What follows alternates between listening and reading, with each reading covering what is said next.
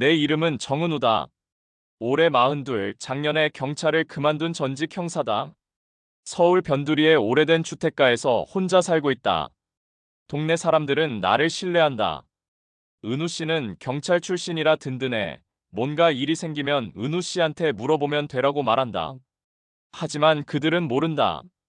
내 눈빛 속에 숨겨진 오래된 비밀을, 나를 매일 밤 잠 못 들게 하는 그 무거운 진실을. 20년간 형사로 일하며 수많은 사건을 해결했다. 동료들은 나를 정의감 넘치는 형사라고 불렀다. 하지만 10년 전 단 한 번의 실수가 내 인생을 완전히 바꿔놓았다. 그날의 기억은 지금도 생생하다. 비 오던 밤 도주하던 용의자를 쫓다가 실수로 그를 죽게 만든 것. 그리고 그 시체를 처리해준 사람이 바로 지금 내 옆집 동네에서 청과물 가게를 운영하는 김상호였다. 상호는 그때 나보다 5살 어린 후배 경찰이었다. 내가 패닉 상태에 있을 때 그가 나타나서 모든 것을 처리해줬다. 형, 걱정 마세요. 아무도 모를 거예요. 그의 말을 믿고 나는 그 일을 묻어버렸다. 상호도 얼마 후 경찰을 그만두고 이 동네에서 작은 가게를 차렸다. 우연인 것처럼 보였지만 나는 알고 있었다. 그가 내 비밀을 지키기 위해 곁에 머물고 있다는 것을. 그런데 어느 봄날 평범했던 일상에 균열이 생겼다. 옆집에 살던 신혼부부 중 아내가 흔적도 없이 사라진 것이다. 이름은 한미소, 28살의 밝고 예쁜 여자였다. 남편 박준혁은 울부짖었다. 미소가 어디 갔는지 모르겠어요. 어제 저녁까지만 해도 멀쩡했는데. 그의 절망적인 목소리가 담장 너머로 들려왔다. 경찰이 출동했다. 하지만 그들의 반응은 시큰둥했다. 가출 아닌가요? 신혼부부라고 해서 다 행복한 건 아니잖아요. 담당 형사의 말이었다. 나는 그들의 안일한 태도가 못마땅했다. 20년간 현장에서 뛴 직감으로 이것은 단순한 가출이 아니었다. 뭔가 더 심각한 일이 일어났다는 확신이 들었다.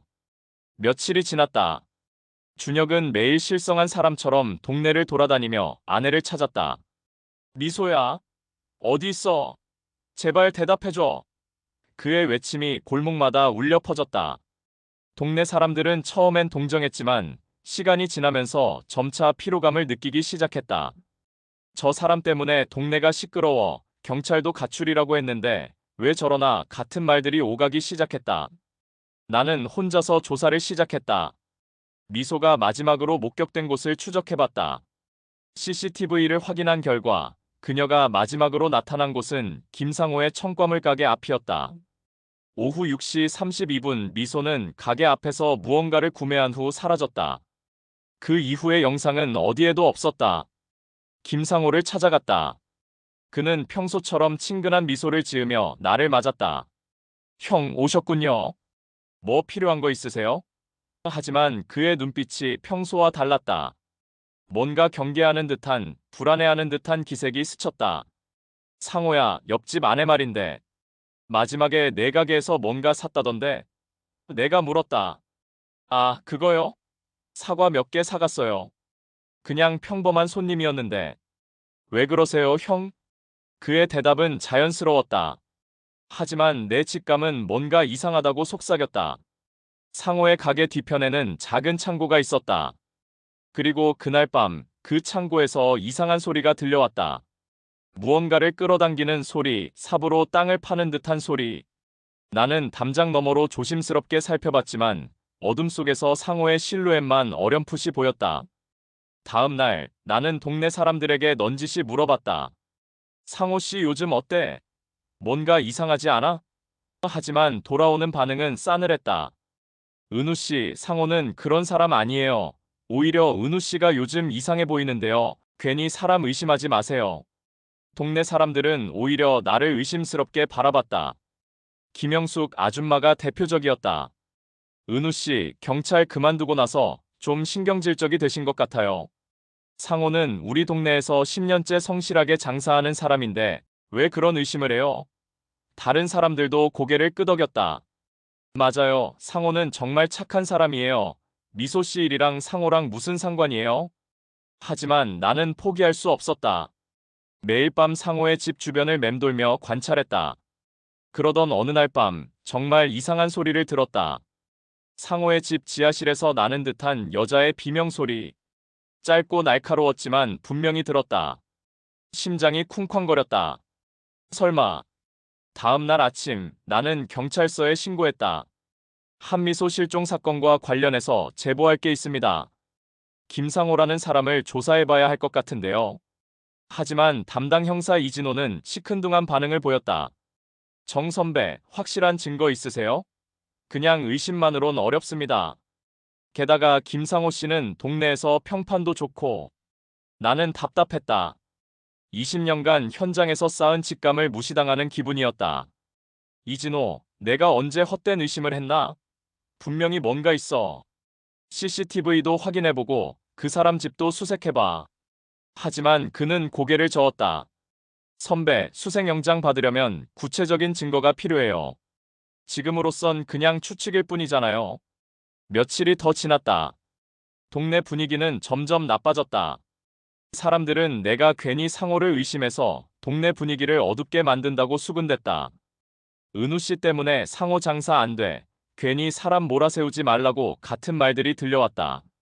심지어 상호 자신도 나에게 다가와서 말했다. 형, 왜 이러세요? 저한테 무슨 원한이라도 있으세요? 그의 목소리에는 억울함이 배어 있었다. 나는 점점 고립되어 갔다. 동네에서 마주치는 사람들은 나를 피했고 인사도 대충 하고 지나갔다. 마치 내가 정신 이상자라도 된 것처럼. 하지만 포기할 수 없었다. 미소는 어디 있는가? 그녀에게 무슨 일이 일어난 것인가? 그러던 중 작은 단서를 발견했다. 상호 가게 창고 옆 쓰레기통에서 여성용 손목 시계를 발견한 것이다. 금색 체인에 작은 다이아몬드가 박힌 시계. 나는 준혁에게 사진을 보여줬다. 이거 미소 씨 거 맞아요? 준혁의 눈이 커졌다. 네, 맞아요. 결혼 선물로 제가 사준 거예요. 어디서 찾으셨어요? 상호 가게 근처에서 발견했어요. 내가 말하자 준혁은 흥분했다. 그럼 정말 그 사람이. 하지만 나는 조심스러웠다. 증거를 함부로 오염시킬 수는 없었다. 일단 경찰에 신고하죠. 정식 절차를 밟아야 해요. 하지만 또다시 경찰의 반응은 미지근했다. 쓰레기통에서 발견된 거라면 누가 버렸는지 알 수 없잖아요. 게다가 이게 결정적 증거라고 보기도 어렵고. 담당 형사는 여전히 소극적이었다. 나는 화가 났다. 그럼 언제까지 기다려야 해? 사람 하나가 사라졌는데. 그날 밤 나는 마침내 결단을 내렸다. 직접 확인해 보기로 한 것이다. 상호의 집에 몰래 침입해서 진실을 밝혀내겠다고. 밤 12시가 넘어서 상호 집의 불이 모두 꺼진 것을 확인하고 조심스럽게 담장을 넘었다. 심장이 터질 것 같았지만 20년간 형사로 일한 경험이 도움이 되었다. 뒷문에 자물쇠를 따고 집 안으로 들어갔다. 손전등을 켜고 조심스럽게 살펴봤다. 거실과 부엌은 평범했다. 하지만 지하실로 내려가는 계단을 발견했을 때 등골이 오싹해졌다. 계단을 내려가자 곰팡내와 함께 이상한 냄새가 났다. 썩은 냄새, 죽음의 냄새. 지하실 바닥은 콘크리트로 되어 있었는데 한 부분만 색깔이 달랐다. 최근에 시멘트를 다시 부은 흔적이 있었다. 그곳에서 냄새가 가장 강하게 났다. 이곳에 미소가. 나는 위층에서 삽을 가져와 조심스럽게 콘크리트를 파기 시작했다. 1시간쯤 팠을까? 삽 끝에 뭔가 걸렸다. 플라스틱 포장지 같은 것이었다. 심장이 두근거렸다. 드디어 찾았다. 미소의 시체를. 하지만 포장지를 걷어내고 나서 본 것은 내 예상과 완전히 달랐다. 그 안에 있던 것은 한미소가 아니었다. 남자의 시체였다. 그것도 10년 전에 죽은 내가 잘 아는 얼굴이었다. 조민석. 10년 전 내가 쫓던 강도 사건의 용의자. 내가 실수로 죽게 만든 바로 그 사람이었다. 순간 모든 것이 명확해졌다. 김상호는 범인이 아니었다. 그는 10년 동안 내 비밀을 지켜주고 있었던 것이다. 조민석의 시체를 안전한 곳에 숨겨둔 채로. 그리고 내가 그를 의심하고 조사한다고 했을 때 그는 얼마나 당황했을까. 자신이 도와준 형사가 오히려 자신을 의심하고 있다니. 형. 뒤에서 목소리가 들렸다. 돌아보니 상호가 서 있었다. 그의 얼굴에는 복잡한 감정이 어려 있었다. 실망, 배신감, 그리고 체념. 이걸 왜 파내세요? 10년 동안 잘 묻혀 있었는데. 나는 할 말을 잃었다. 삽을 든 채로 그를 바라보며 떨었다. 상호야, 미안해. 미안하긴요. 형이 저를 의심할 때부터 알았어요. 형은 10년 전 그날 밤을 잊으신 거죠? 저는 매일 기억하면서 살았는데. 상호가 천천히 다가왔다. 조민석을 죽인 건 사고였어요. 형도 알잖아요. 그 사람이 칼을 들고 형을 위협했고 형이 정당방위로 밀쳤는데 그가 머리를 다쳐서 죽은 거였어요.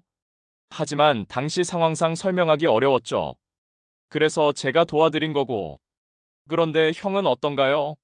10년 동안 떳떳하게 경찰 일하시면서 저는 한 번도 찾아보지 않았죠. 제가 경찰 그만두고 이 동네로 이사 온 것도 혹시 형이 위험해질 때 도울 수 있을까 해서였는데 그의 목소리에는 서운함이 가득했다. 나는 땅에 주저앉았다. 모든 것이 무너져 내리는 기분이었다. 내가 그토록 찾던 진실은 사실 내 과거였고 내가 의심한 사람은 나를 도와준 은인이었다. 상호야, 정말 미안해. 나는 미소 씨는 해외로 갔어요. 상호가 말했다. 남편이 도박비 때문에 괴롭혀서 도망간 거래요. 어제 경찰서에서 연락이 왔는데 태국에서 안전하게 지내고 있다고 하더군요. 형이 그렇게 찾던 실종자는 그냥 가출한 거였어요. 그 순간 모든 것이 허상이었음을 깨달았다. 내가 구축한 추리, 내가 품은 의심, 내가 느낀 정의감. 모든 것이 내 죄책감에서 비롯된 착각이었다. 진짜 괴물은 따로 있지 않았다. 그것은 바로 나 자신이었다. 형, 이제 어떻게 할 건가요? 상호가 물었다. 나는 대답할 수 없었다. 20년간 정의를 추구한다고 믿었던 내가 사실은 자신의 죄를 감추기 위해 무고한 사람을 의심했다는 사실. 이보다 더 큰 아이러니가 있을까? 며칠 후 나는 집을 정리했다. 이 동네에서 더 이상 살 수는 없었다. 상호에게는 더 깊이 사과했지만 그가 내게 베푼 10년간의 침묵과 희생을 어떻게 보답할 수 있을까? 그는 여전히 그 비밀을 지켜줄 것이다. 내가 떠나간 후에도 짐을 싸면서 서랍에서 낡은 경찰 배지를 발견했다. 20년간 가슴에 달고 다녔던 그 배지. 정의와 진실을 상징한다고 믿었던 그 배지. 하지만 이제 그것은 내게 위선의 상징일 뿐이었다.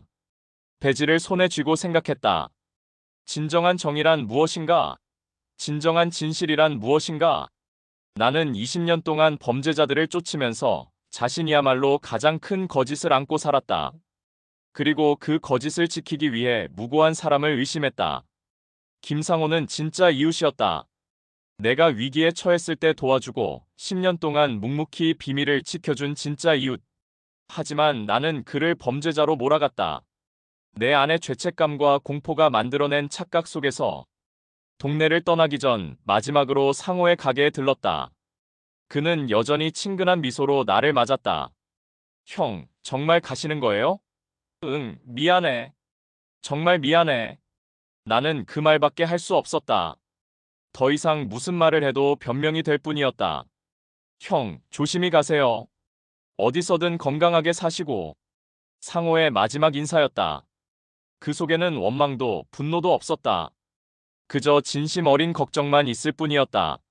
나는 고개를 숙이고 가게를 나왔다. 차에 짐을 싣고 동네를 빠져나가면서 백미러로 마지막 모습을 봤다. 평화로운 주택가, 내가 그토록 의심했던 그 꼴목들. 하지만 진짜 평화를 깨트린 것은 범죄자가 아니라 나였다. 내 안의 어둠이었다. 새로운 도시에 정착한 지 1년이 지났다. 작은 원룸에서 혼자 살며 건설 현장에서 막노동을 한다. 예전에 정은우라면 상상도 못했을 일이지만 지금의 나에게는 이것이 맞다. 더러운 일, 힘든 일을 하면서 속죄하는 기분이다. 현장 동료들은 내가 전직 경찰이라는 것을 모른다. 그냥 형이라고 부르며 친근하게 대한다. 처음에는 어색했지만 점차 이런 평범한 관계가 편안하게 느껴진다. 누군가를 의심하지도 의심받지도 않는 단순한 관계. 이런 게 진짜 이웃이 아닐까? 매일 밤 잠들기 전에 생각한다. 김상호는 어떻게 지내고 있을까? 여전히 그 동네에서 청과물 가게를 운영하고 있을까? 내가 떠난 후 동네 분위기는 어떻게 되었을까? 가끔 전화를 걸고 싶은 충동이 들지만 그럴 용기가 나지 않는다. 어느 날 현장에서 일하다가 뉴스를 봤다. 서울 변두리 주택가 연쇄살인 용의자 검거라는 제목이었다. 내가 살던 그 동네 근처에서 진짜 범죄가 일어난 것이다. 용의자는 40대 남성으로 3명의 여성을 살해한 혐의를 받고 있었다. 나는 화면을 뚫어져라 봤지만 아는 얼굴은 아니었다. 그때 깨달았다. 내가 그 동네에 있을 때 진짜 범죄자는 따로 있었던 것이다. 나는 선량한 김상호를 의심하느라 정작 진짜 위험은 보지 못했다. 만약 내가 편견 없이 동네를 살폈다면 진짜 범죄를 막을 수 있었을지도 모른다. 하지만 나는 내 과거에 사로잡혀 엉뚱한 곳만 바라보고 있었다. 뉴스를 본 후 나는 처음으로 상호에게 전화를 걸었다. 긴 신호음 후에 익숙한 목소리가 들렸다. 여보세요? 상호야, 나야. 은우. 잠시 침묵이 흘렀다. 형, 어떻게 지내세요? 그의 목소리는 여전히 따뜻했다. 뉴스 봤어. 너희 동네에 정말 범죄자가 있었구나. 내가 말했다.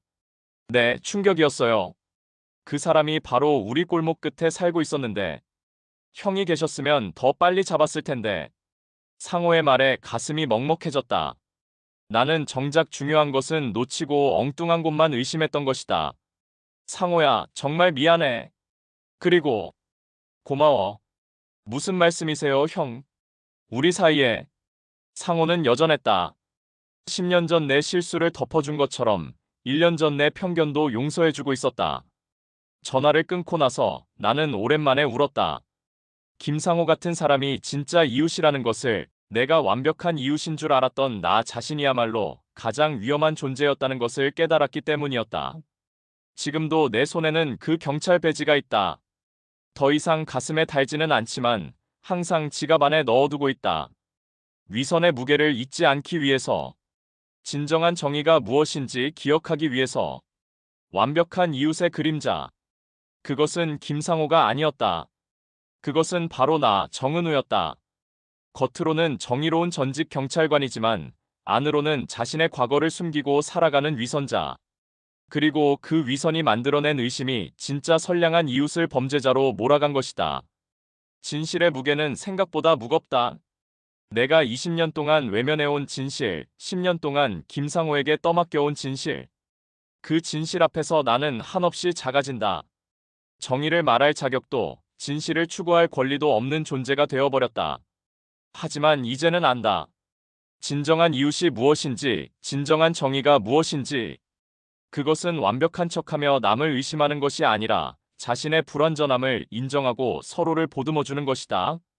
김상호가 내게 보여준 것처럼 오늘도 건설 현장에서 일한다. 땀을 흘리며 먼지를 뒤집어 쓰며 조금씩 속죄한다. 언젠가는 당당하게 김상호를 만날 수 있을까? 그때가 되면 진짜로 고마움을 표현할 수 있을까? 그날까지 나는 계속 이 무거운 진실을 짊어지고 살아갈 것이다. 완벽한 이웃의 가면을 벗고 진짜 나 자신으로.